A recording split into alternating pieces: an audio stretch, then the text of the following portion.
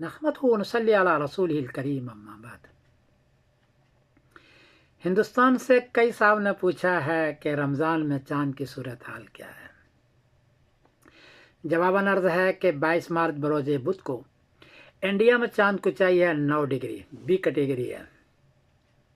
Burma में चांद की ऊंचाई है 9 डिग्री, बांग्लादेश में चांद की ऊंचाई है 9 डिग्री, कराची में चांद की ऊंचाई है 10 डिग्री, लेकिन यहाँ भी बी कैटेगरी है।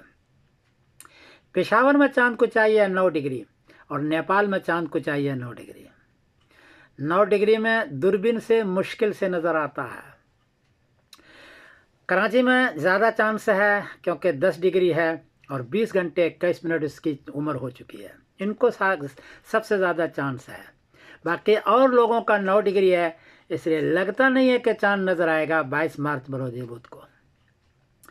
23 मार्च बरोज़ जुमेरात को इंडिया में चांद की ऊंचाई है 23 डिग्री, बर्मा में चांद की ऊंचाई है 22 डिग्री, बांग्लादेश में चांद की ऊंचाई है 22 डिग्री, कराची में चांद की ऊंचाई है 23 डिग्री, पेशावर में चांद की ऊंचाई 22 डिग्री और नेपाल में चांद की ऊंचाई 22 डिग्री।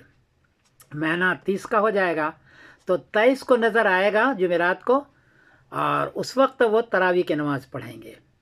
और 24 मार्च बरोज़ जुमा को रमज़ान की पहली तारीख होगी और 23 मार्च बरोज़ जुमेरात के शाम को तरावी होगी। लगता यही है। बाकी चूँकि 9 डिग्री है, मैं जल्दी को फैसला करके नहीं देता, इसलिए कि 9 डिग्री में दूरबीन से चांद नज़र आता है मुश्किल से।